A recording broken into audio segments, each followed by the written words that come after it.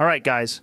Plunging right back into the story. Raarh, you found yourself teleported away by Tronald's vortex warp, appearing at his side and hastily cloaked for the sake of anonymity. The epicenter of chaos surrounds you, the city square transformed into a sea of frenzied people. Debris from the explosion rains down from the heavens, and the guards buzz around like a disturbed hive. You, the unexpected maestros of this orchestrated pandemonium, find yourselves standing within the eye of the storm. And so the question begs an answer. What will your next move be? I want to guide Raarh out of this chaos, making sure the cloak stays over his face at all times. I'll follow you guys, just a little bit behind you, and make sure nobody is tailing us. Yeah, I'm gonna do the same as Saxy. Tronald, we need to go back for Jake. If he's still alive, there's a chance we can rescue him. I'd worry more about yourself for now than Jake. We need to get you out of here. I can't, Tronald. I can't leave him behind. Raarh. He seemed like he knew what he was doing. And to be honest with you, it wouldn't surprise me if he intended to cause that explosion to give you an opening, if he was as fond of you as you seem to be of him. I'm certain that he is absolutely fine. If you genuinely believe that, I trust you. He said he had a ship, so we could make our way to the docks to see if we can spot him. That's far from the worst idea in the world. I mean, at this point, we need to get out of Waterdeep. Too much has gone down, and I feel like we're one wrong move away from our stories not ending so pleasantly. Joe, are we far enough away from the center yet so we can slow down and discuss things as a group? Yeah, you've put a substantial span between you and the site of the detonation. Sufficient enough that if you were to slow down now, you wouldn't stick out as an immediate oddity or arouse suspicion. However, bear in mind that you're still within relative proximity to the epicenter of the chaos. So while you have created some breathing room, there remains the risk that should the guards fan out in their hunt for Raarh, their paths could potentially intersect with yours. So tread cautiously is what I'm trying to say. Okay then. I slow down and wait for Saxy and Celestia to catch up before saying to them, what do you guys think? Have we had enough of Waterdeep's hospitality? Because I'm ready to get the hell out of here. There's plenty of leads we need to chase down, and none of them involve staying here. Yeah, I'm more than happy to start making some headway. We need a place where we can talk things through, because so much has happened to us individually that I don't actually think there's a set plan in place for what we should be actually doing next. Have you got any ideas, Tronald? Well, I'll explain it to you properly later, but whilst we were separated for 3 days, I dug up some intel about Kobe. Seems our friend caught a ship heading north. Now, I can't say exactly where north he's off to, but I think hitching a ride on a boat ourselves might give us the breathing room we need to strategize. And there's this scrying crystal, courtesy of Asmo. Once per day, we can attempt to get a sneak peek into Kobe's business. If we spot a few landmarks, we might just be able to pinpoint him. Yeah, I'm all for that. Let's get a charter to the next main port to the north, wherever that will be. At least then, we won't feel like we're watching our backs constantly, and we will have some time on the open sea to clear away some of these cobwebs. Joe, I think it goes without saying that we're moving towards the port whilst we're talking. Okay, noted. So, Raarh, what exactly did you get yourself into to wind up in that predicament? I tell them all the ins and outs of what happened, Joe. It was absolute bullshit. I suppose that's what I get for trying to be a good guy, right? I don't know, man. I wouldn't outright class that as you being a good guy. It just so happened that a chicklet changed your feelings towards the whole situation. Then instead of killing one bird, you killed another. But anyway, there's no point lingering on it because at the end of the day, they were trying to pin breaking into the bank on you. And it's clear you didn't do that, not intentionally anyway. What about you, Celestia? Did you manage to find any information regarding the Obetus or Lord Tan in the library? For the sake of expediency, let's just say I've told you everything that I learned whilst I was there. All right. So what I'm gathering is that this Lord Tan founded this 10th school of magic, came from an unknown origin around 30 years ago, rose through the ranks quicker than anyone has ever done before.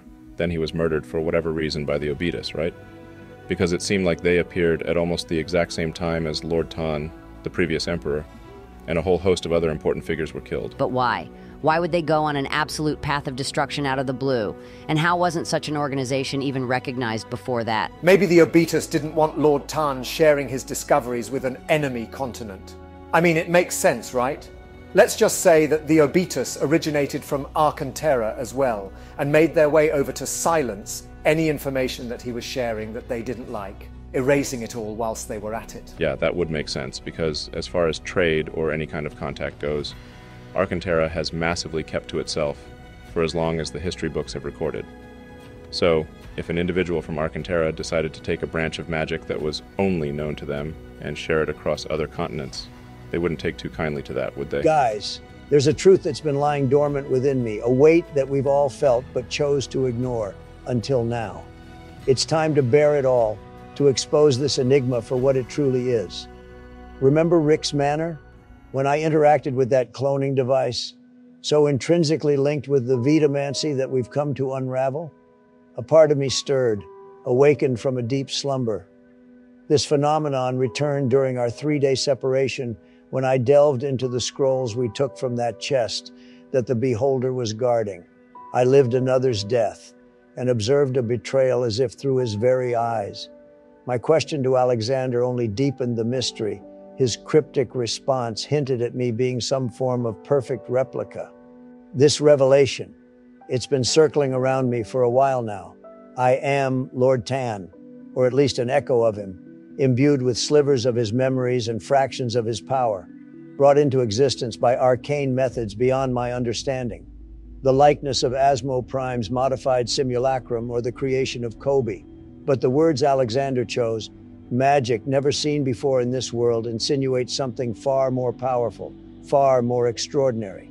It's as if the jigsaw pieces of my identity have finally begun to come together. Wow, I mean, sure, it sounds plausible, but can you think of any other reasons that have led you to think this? Yeah. When I spoke to charismatic Asmo on our 3-day break, he told me that he feels like he has known me his entire life. In the moment, I chalked it up to me being the friendly guy I am. But looking back on it now, I feel like it's almost too obvious. Lord Tan taught Asmo Prime, right? He mentored him and showed him the way of magic. It all makes too much sense. Yeah, if I'm being honest, I've been thinking the same thing for a while now. Obviously, there's all these details that add up to a perfect answer, but then there's also your name, Tronald. It is literally an anagram for Lord Tan. Wow, you're not wrong. I can't believe I didn't think of that. What's an anagram? It's where a word or phrase is formed by rearranging the letters of a different word or phrase, using all the original letters exactly once. Oh, right, I see. Yeah, I feel like we massively overlooked that. All right, so let's say that Tronald is a variation of Lord Tan, but what exactly has that changed? What information does that give us that we didn't already know previously? Well, I guess we know why Rick tried to kill us, to finish off the job that the rest of them started by killing me. And if Kobe is working directly with them, then there's a high chance that he's passed on that information, using my arcane focus as proof of that. I can't quite wrap my head around it, Tronald.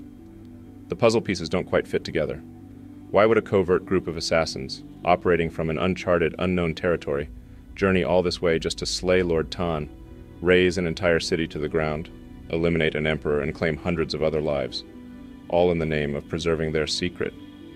Only then to exploit that very secret, the vitamancy, to clone beings for the purpose of resurrecting Vecna and beckoning Orcus. The logic seems contradictory. Their actions starkly oppose their supposed objective of maintaining secrecy. So what you're saying is that you don't think the Obetus were the ones that killed Lord Tan? Even though everything Celestia read about indicated it being them who committed the atrocities? I understand where Saxi is coming from. Think about it, Tronald. Rick was a member of the Obetus, that much we know. He showed absolutely zero recognition of you and had no interest in focusing on just you when you guys were fighting. Hell, if I was a member of the Obetus and I randomly saw one of our prime targets from the past walking around, I'd make it my absolute goal to focus that individual, not try fight everyone at the same time. Then why would all the information you read in the Platinum Sanctum imply that it was them who did it? It didn't really imply it, though, did it? The timings matched up. Sure, but there was no direct information saying without a doubt that the Obetus were the ones who killed Lord Tan. If anything, it makes this whole situation more suspicious. I mean, the Platinum Sanctum is reserved for individuals who have been personally invited by the Emperor, whilst the Golden Archives are for everyone else that isn't on that select list, no matter how much coin you have to throw their way. Not only was the information about Lord Tan totally mismatched when it came to what was available in the Golden Archives compared to the Platinum Sanctum, but the Obetus wasn't mentioned at all where it was available to the public. I feel like there is a big cover-up going on with something here, and I haven't got the absolute faintest idea of why or what. Guys, I'm so fucking confused. Have we decided if Tronald is Lord Tan or not? Yes, Raarh. We think he is, but that's not what we're discussing at the moment. We're trying to figure out the reason behind his original form's death, and what the hell it's got to do with the Obetus. My mind's absolutely gone, guys. I feel like we're trying to complete a puzzle with only a quarter of the pieces. For all we know, we're coming to all the wrong conclusions about everything. And, I'm sorry to have to make this whole thing even more confusing, but when I was in the Mythos Citadel, that Lady Alara, whose form I took on, she knew me by name, and was specifically sent there at the behest of the new emperor. I say new, but I suppose he's been emperor for the last 20 years now. But why did she know my name, and why the hell was she in Waterdeep? And if she did have any remote idea of what I was doing there, why didn't she stop me? I don't like this at all. Guys, it's clear we're only going to confuse ourselves here. Let's break it down to things we can actually control. So, what would help us have a better understanding of everything? Speaking with Asmo Prime could prove enlightening. Undoubtedly, he holds clues to this mystery. The Emperor and his council could offer some knowledge as well. Yet are they worthy of our trust? Dare we share our secrets? One wrong word and we could walk straight into a trap. For all we know, setting foot in the capital could spell instant doom for Tronald. Hell, how are we even sure that Asmo Prime can be trusted? It's not as if charismatic Asmo was all there with his own memories by the sounds of it. It feels as though we are players in a grand game of chess, and we are so seriously disadvantaged that it's beyond a joke. Our opponents can afford errors, but we can't make a single false move. One misstep, and it's checkmate for us. One misplay, and we lose. I also think that visiting Tronald's, or should I say Lord Tan's home city, could help. I mean, even if there's a slight hint at what we're dealing with that's been left behind, surely that's worth exploring. Joe, did the information I read in the books give details on whether the city has been repopulated since its destruction? The text you scrutinized spoke nothing of revitalization. The city, it appears, has been relinquished to the grip of time, lost, forgotten. It stands as a specter of a memory too grim to recall, a place none dare tread. It is feared that to disturb its slumber could echo the calamities of the past, unleashing them anew upon an unprepared world. Well, I mean, that's one positive at least.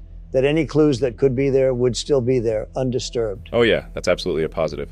That we have to visit a city that nobody has dared venture to in 20 years. For the risk of the potential shitstorm it could bring. Yeah, it fills me with joy. And let's not forget about Kobe. He's probably the one aspect that could lead us to more information the fastest. I mean, if he's working directly for the Obitus, then he either pretended he didn't know what was going on when we first met, or in between us meeting him, and him stealing Tronald's arcane focus, something activated within him, almost reminding him of his mission. And therein lies another mystery. The theft of your arcane focus. A simple object of seemingly no intrinsic value, yet targeted with such precision. Nothing else disturbed. If we accept the premise that Tronald is Lord Tan, could there be a possibility that some resonance within your focus is a key to the Obitus' puzzle? Could it be the missing piece in a grand scheme they couldn't execute without it? Or is it a lure, a ploy to draw you into their grasp? Even these suppositions assume we're following the correct trail. It's a web of uncertainties, a game of shadows and illusions. And then there's that Dalter.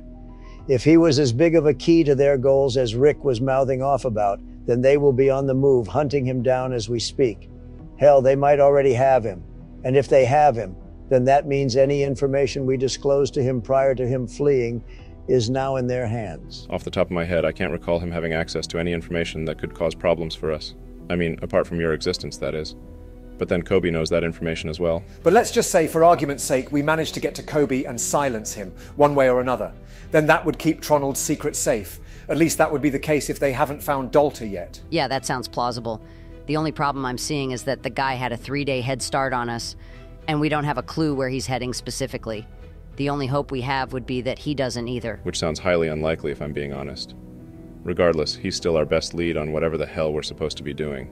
So we start there. Joe, how far away are we from the docks at this point? Maybe around a 10-minute walk. All right, we'll just hurry on over there then and get ourselves a ticket to the north. Are you guys wanting to travel at normal speed, stealthily, or fast? I mean, it's 10 minutes, right? So if we did it stealthily, that would make it 20. Shall we just go stealthy, guys? Because we don't want to rush into this now and screw it up at the last second. I'm happy to do whatever, Tronald. Both options have pros and cons. But I'd rather be aware of what's around us as we proceed, rather than rush in and get caught out. So, sure, let's take it slow. Okay, guys, I'm going to need you all to roll stealth checks. This will be a group stealth check, and it will determine whether anyone spots Raarh whilst you're making your way through the city streets. That's a 13 for me, Joe. Oh, excellent. That's a 5 for me. And an 18 for me. I rolled a 14, Joe. Nice. So as a group, you feel like you're relatively well hidden. As you thread your way through the city's maze-like lanes, the pandemonium that reigned in the main square dwindles until you find yourself in a sector apparently oblivious to the upheaval. The quietness of these pathways is a sharp contrast, and you tread with caution, eyes lowered to avoid any undue attention. Gradually, the ground beneath your feet begins to slope, guiding you down a steady decline for the next few minutes until the expanse of the docks unfurls before you. Before you stretches the vibrant pulse of Waterdeep's maritime life, the docks. The clamor of seagulls fills the air, mingling with the rhythmic slosh of waves against the hulls of numerous moored vessels. The sunlight dances on the water's surface, creating a sparkling canvas that stretches out to the horizon. The scent of brine and wood hangs heavy, punctuated by the occasional wafts of street food from nearby vendors. From modest fishing boats to grand galleons, the diversity of ships is breathtaking.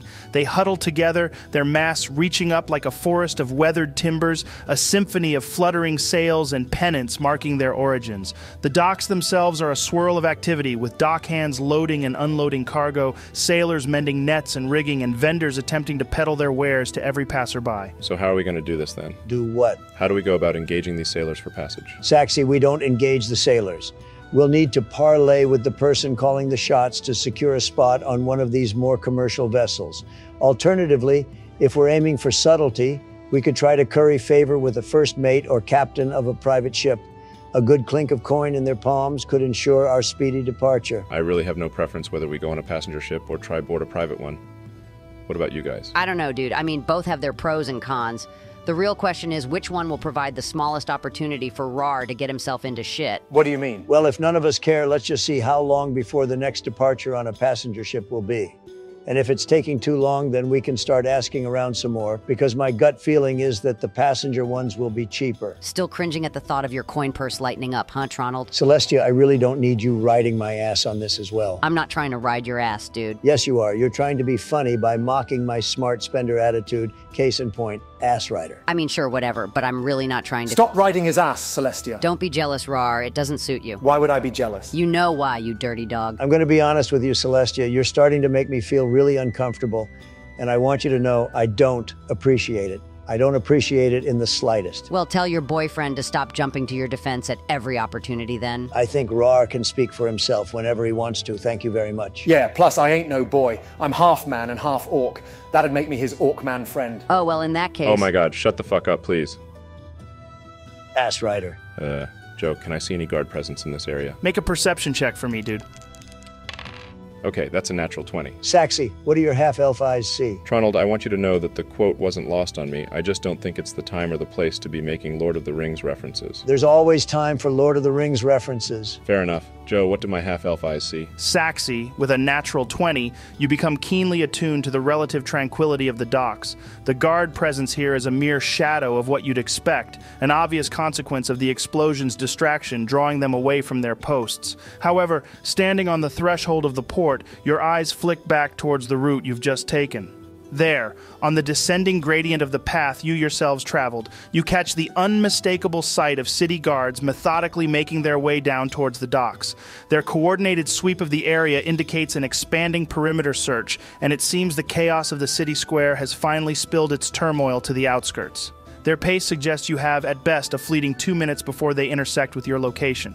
The avenues of escape are decidedly limited, the city at your back with guards approaching, and the sprawling openness of the docks laid out before you. So, what do you guys want to do? Quick, guys. We need to make our way down before the guards reach us. Let's make our way down then. Progressing into the heart of the docks, the once sloping path transitions to a level plain. The tranquil observation from your vantage point above is quickly shattered upon immersion in the seething chaos below. Dock hands, cart pullers, and horses, all engaged in the frenetic ballet of maritime commerce, weave around you. You are jostled in the flow of activity, occasionally accompanied by gruff but oddly polite suggestions for you to get the fuck out of the way. In the midst of this organized chaos, some 200 feet away, you spot a modest structure. The officious-looking building appears to house the dock's harbor master, the individual responsible for the management and chartering of ships. So, who's going to go over and speak to the guy then? I'm more than happy to be the spokesperson for this, unless you think the situation calls for us to send in the Raarh. No, I absolutely do not think that that would be appropriate or necessary. Well, in that case, Joe, I make my way over. Tronald, navigating the hive of activity that is the dockside, you lead your group through the whirlwind of dock workers, dodging swinging crates and anxious horses. You proceed to weave a snaking path through the chaos, with your destination eventually looming before you, the Harbor Master's outpost. The outpost is an island of calm amidst the bustling seascape. The smell of weathered parchment and salty air wafts out as you step into its welcoming embrace. Maps, shipping schedules, and letters of transit decorate the walls, detailing the intricate ballet of commerce performed here daily. At the center of it all, behind a desk strewn with ledgers and nautical charts, sits the harbor master. He's a broad-shouldered man, his skin weathered by sea winds and sun, and his eyes carry a sharpness that speaks of many years navigating both ships and the politics of the harbor. His graying hair is tied back, and his hands, as they shuffle through a ledger, are as weathered as old sailcloth, revealing a lifetime of hard work.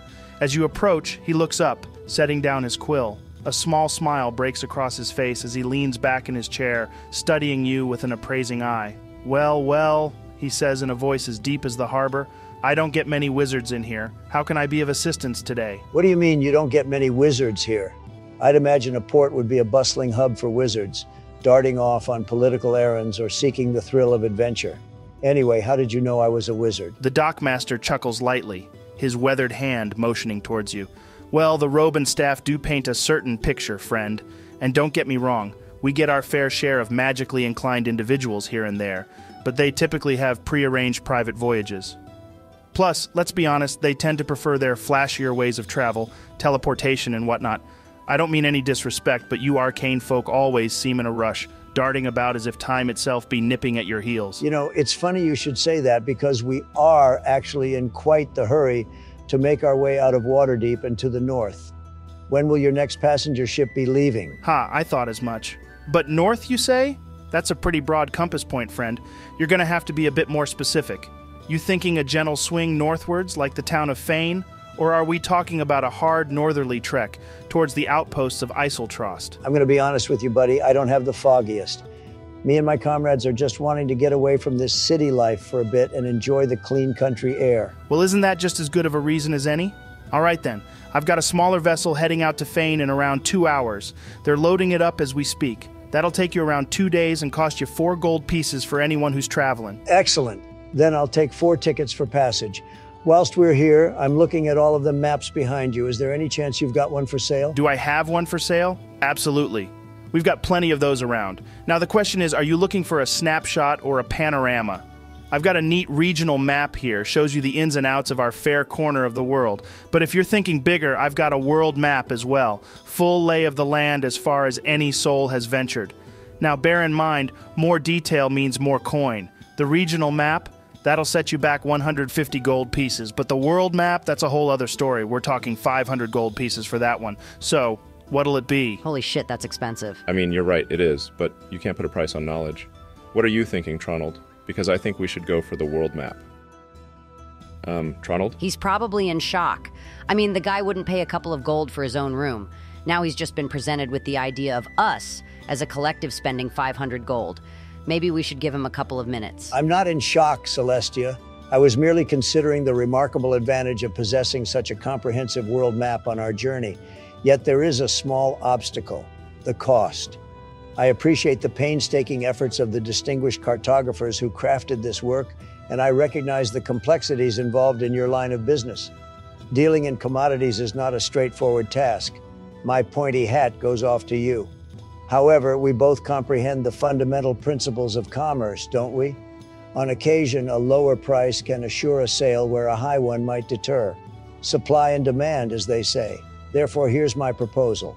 I offer 380 gold pieces for both the world map and safe passage on the ship as discussed. This arrangement sounds more than fair, don't you think? And here we go. I'm going to need you to make a persuasion check for me, Tronald, to see if you can successfully barter him down from 516 gold pieces to 380.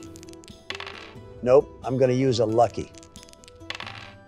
That's better. I rolled an 18 total, Joe. The harbor master strokes his beard thoughtfully, his eyes narrowing a bit as he takes in your proposal. "Well now," he says as he leans back against his desk, "you certainly have a way with words, don't you? But consider this. Why should I rush into selling my maps? You see, I'm quite at ease knowing they are in demand, and they will eventually find their rightful owner. His eyes are now gleaming with a mixture of amusement and challenge. What's your counter to that, wizard? I can tell you're wanting to use suggestion, dude. Don't do it. Just pay the man his 500 gold, and let's be on our way before we start any more unnecessary shit. Hush, Saxy. Tronald's about to show us how bartering is done. You've got that salt of the sea look about you. I doubt you've climbed your way up the ranks by virtue of some fancy academy. More likely you've earned your stripes out there, on the wild waves, where idle men conjure up diversions to pass the time. So I propose a wager. You name the game, whether it's a test of wits or a physical challenge. Should I win, I'll take that map and our passage for 380 gold. But if I lose, I'll pay you a hefty 700. Either way, you've got a sale. How about it? The man's features crease into a wily grin as he says, "All right, we've got a wager. An arm wrestle it is. Simple and fair." Oh, for fuck's sake, Tronald. Have you seen the size of this guy? How do you plan on beating him with your scrawny physique? It's pretty obvious he's going to use a spell or something, Saxy. If there's one thing I've learned about Tronald, it's that he's always one step in front. The man continues, "But don't think I'm some gullible sea rat. I've seen my share of your kind, wizard." His grin broadening more and more with every passing moment.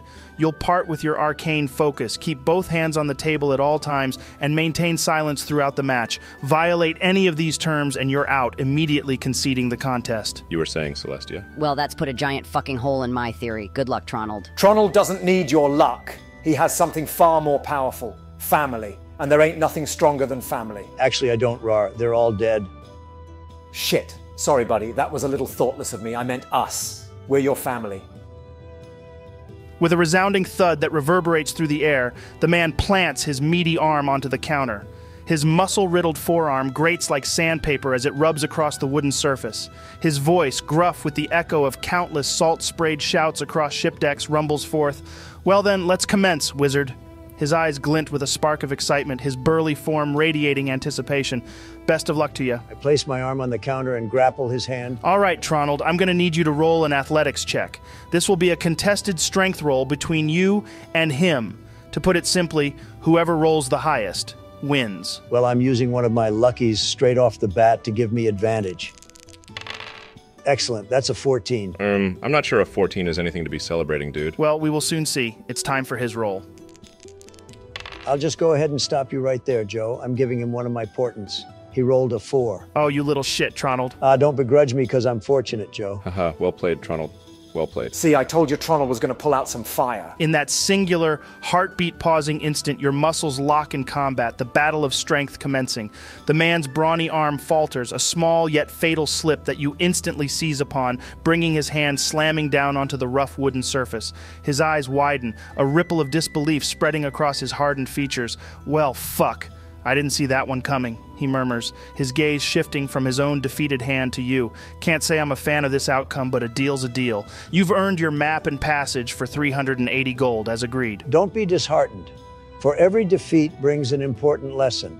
The lesson you've learned today is to never underestimate your opponent, for even when the odds are stacked severely in your favor, you must remember, the balance of fate is delicate, often unpredictable, and even the slightest deviation can topple the towering certainty of victory. I'm sure he'll take that on board, Tronald. Anyway, I think that's a perfect time for us to wrap this session up. See you later, guys.